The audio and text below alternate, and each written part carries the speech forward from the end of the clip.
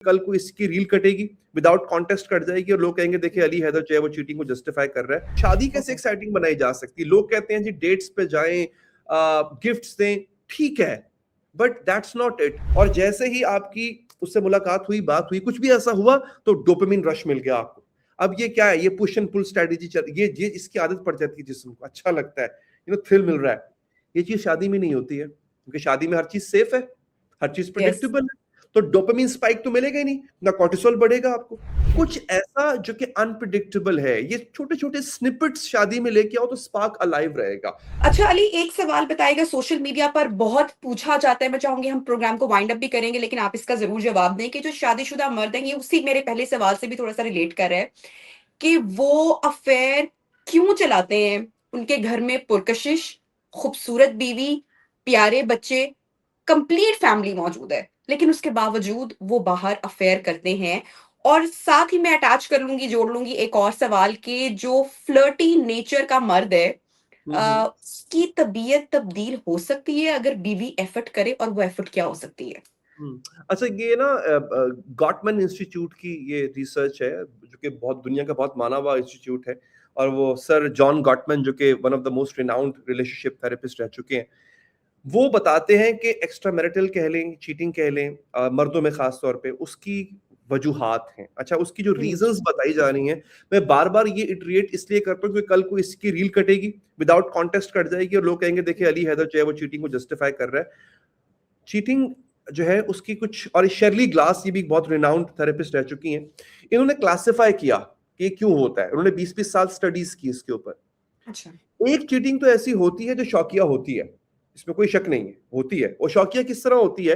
Opportunity plus secrecy. जब secrecy opportunity से मिलती है तो वहां पे अक्सर जो है वो चीटिंग का एक रहता है, मौका मिला और हिडन था, किसी को मालूम नहीं था, और वहां पे जो है वो मर्द ने ये काम कर दिया। क्यों? उसकी वजह होती है नॉवल एक्सपीरियंस। ये नॉवेल्टी का एक कॉन्सेप्ट है जो कि पाकिस्तान में या इंडिया में कम लोगों को पता है। नॉवल एक्सपीरियंस कहते हैं उस चीज को जो बिल्कुल नई होती है, अच्छा। जिसमें कुछ नयापन होता है, उसका ताल्लुक उस शख्स से नहीं होता। ये ऐसे ही मोनोटोनस जैसे खत्म करने के लिए लाइफ में, मोनोटोनस का, एग्जैक्टली, मोनोटोनस खत्म करने के लिए, बोर्डम खत्म करने के लिए, आप कुछ थ्रिलिंग। अच्छा, थ्रिल किस में है? बेसिकली थ्रिल हर उस चीज में है जो मना की गई हो, ये ह्यूमन नेचर है। स्पीड क्यों अच्छी लगती है? क्योंकि तो फिर स्पीडिंग मना है। शादी को इतना एक्साइटिंग बनाना चाहिए दोनों को मिलके कि शादी बोर ना हो। मैं उस पे आता हूँ कि शादी कैसे ओके। एक्साइटिंग बनाई जा सकती है। लोग कहते हैं जी डेट्स पे जाएं, गिफ्ट्स दें, ठीक है, but that's not it. The number one metric to make your married life exciting, just like जैसे अफेयर होता है। अफेयर में क्या होता है? अफेयर में सबसे बड़ी चीज जो इसको एक्साइटिंग होती है, अनप्रिडिक्टेबिलिटी। शादी बड़ी प्रिडिक्टेबल होती है।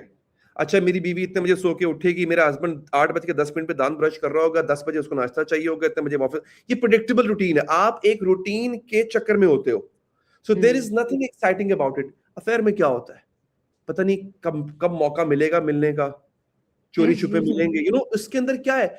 उसके अंदर अब यहाँ पे भी हॉर्मोन्स काम कर रहे हैं। जब आप किसी चीज को छुपा रहे हो तो आपका कॉर्टिसोल बढ़ रहा है, स्ट्रेस हार्मोन बढ़ रहा है, क्योंकि आप छुपा के, झूठ बोल के कुछ कर रहे हो ऐसा।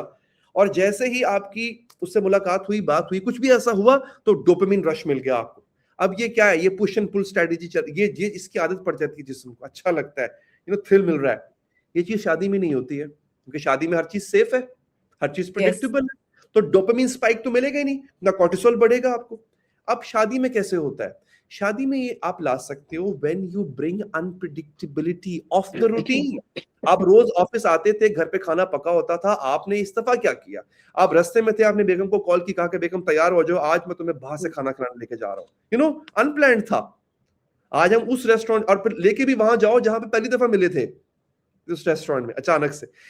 ये क्या था? अनप्रिडिक्टेबल बिहेवियर था।